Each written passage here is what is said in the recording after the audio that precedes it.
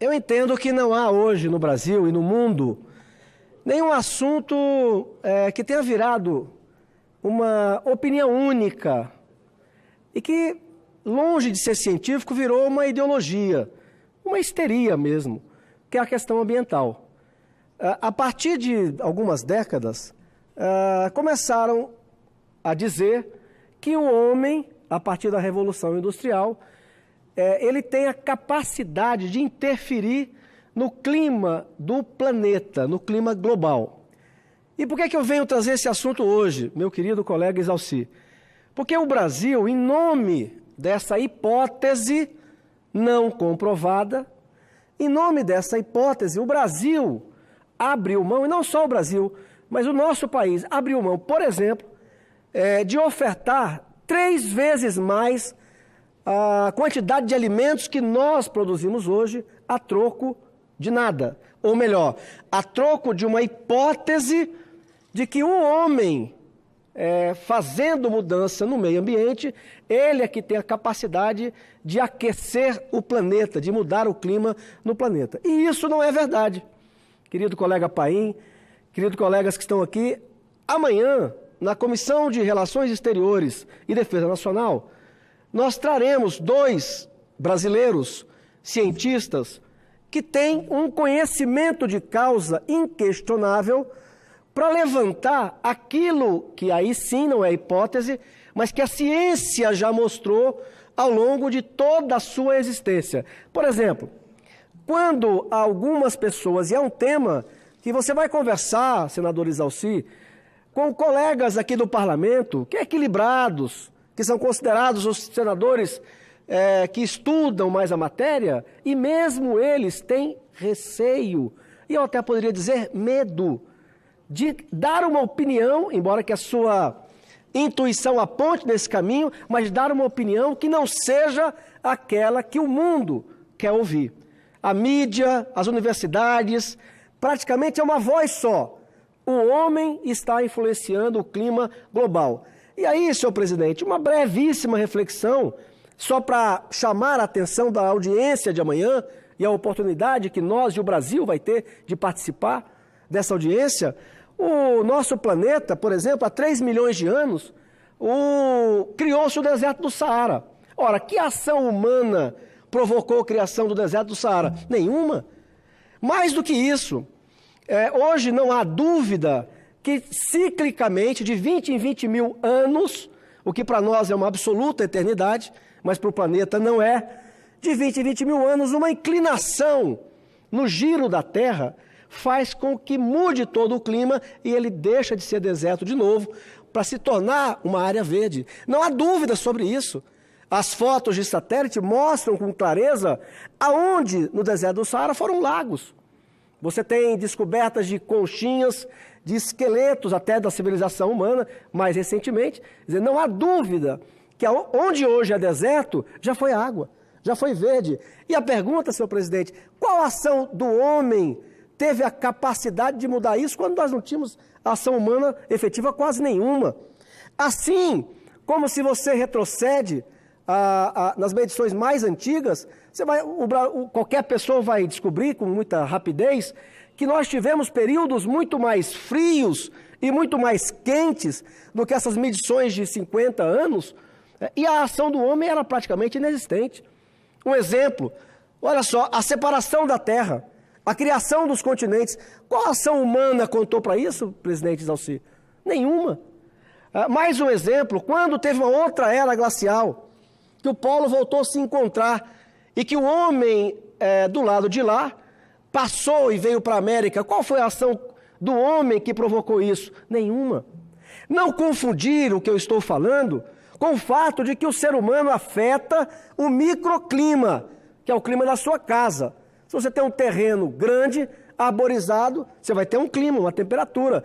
Derruba, cimenta, não tem aonde a água escoar, não tem árvore, não tem planta, é lógico que aquele lugar vai esquentar. Isso vale para as cidades. E nesse caso, presidente Exalci, a minha linha de raciocínio coincide com a linha de raciocínio do ministro Ricardo Salles. Porque o grave problema que nós temos ambiental no Brasil não é na área rural, não é na Amazônia, que está hoje quase impossibilitada de produzir. O problema ambiental e a poluição que nós temos no Brasil está nas cidades. São os rios poluídos, é a questão do saneamento básico, que além de ser uma questão ambiental, uma questão de saúde pública, onde hoje praticamente a metade ou mais da população brasileira não tem acesso.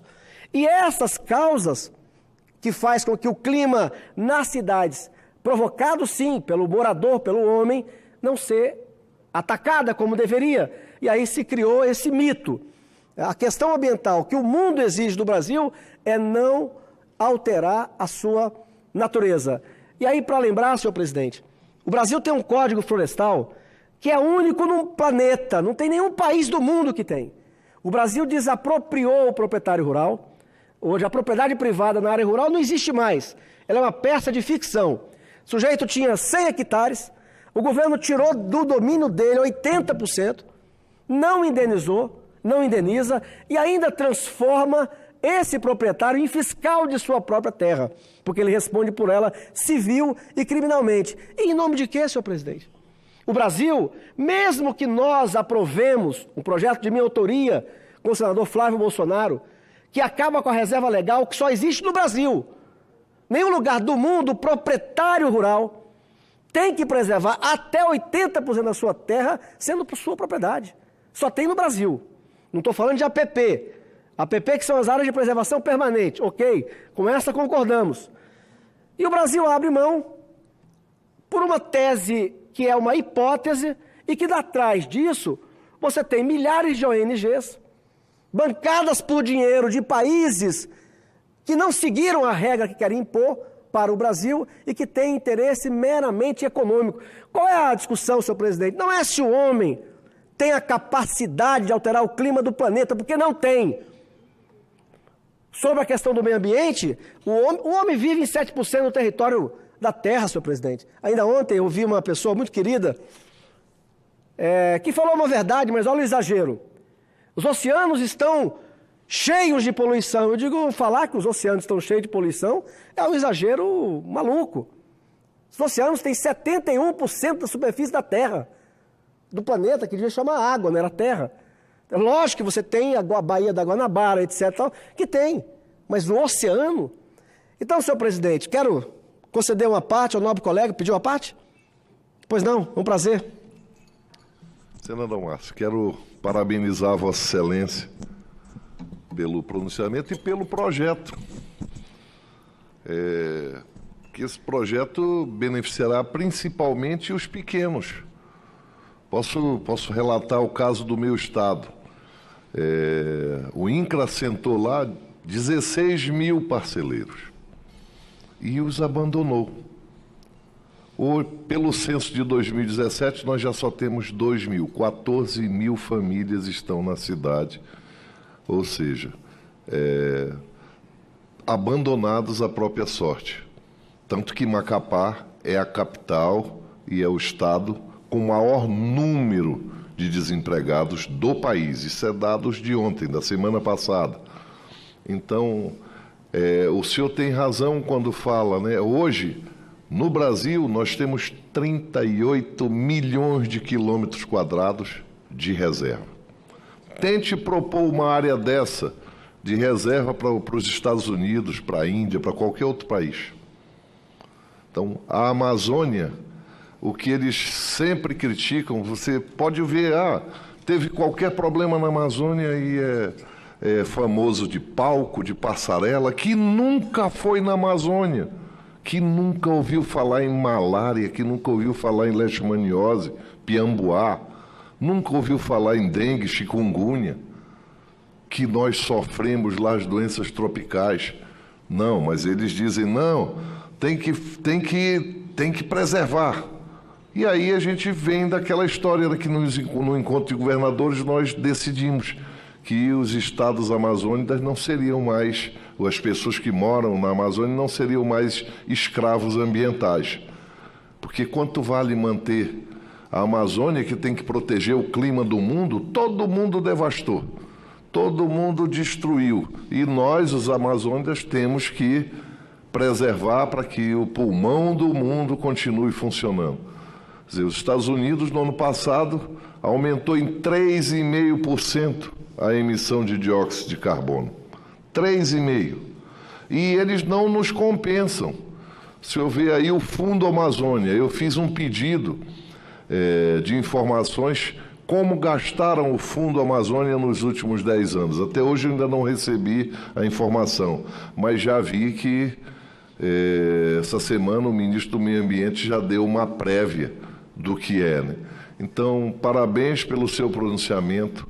O Amapá é um dos estados mais preservados do mundo. Lá, o senhor com o seu projeto, com certeza vai beneficiar os nossos produtores. Por quê? Porque nós temos 73% de áreas preservadas, criadas por decreto pelo governo federal, sem consultar nenhum amapaense. Aí nós temos 11% lá de áreas urbanas, 4% de áreas inundáveis. Tem uma empresa lá que tem 5% das terras. Se for ver, não sobra nada para o Amapá. Tanto que nós estamos elegendo o Amapá como prioridade para a regularização fundiária na Amazônia, porque é os 6-7% que sobrou. Criaram um parque lá de 3.800.000 hectares. E esse parque seria a compensação para todas as outras áreas, o que não aconteceu. Então, parabéns pelo seu projeto, junto com o senador Flávio Bolsonaro.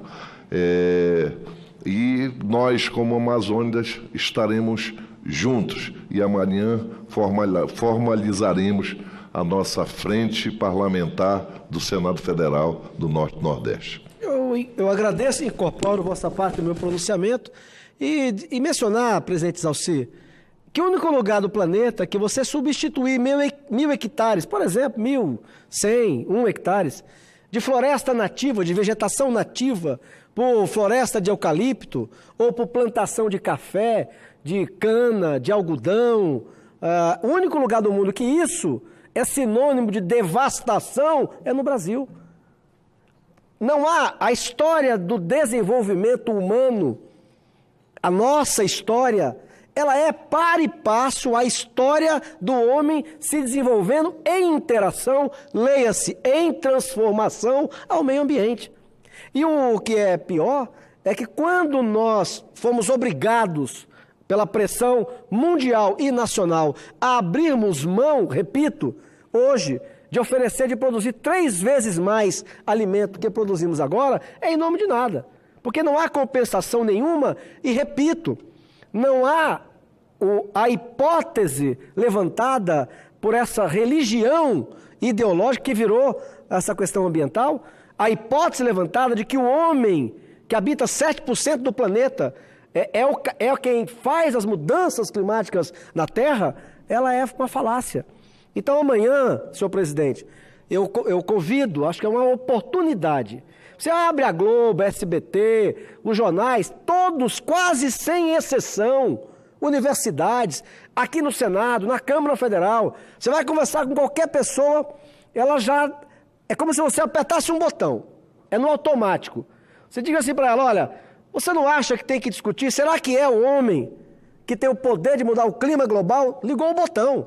Está no automático, repete a mesma coisa, porque foi uma lavagem cerebral de mais de 50 anos.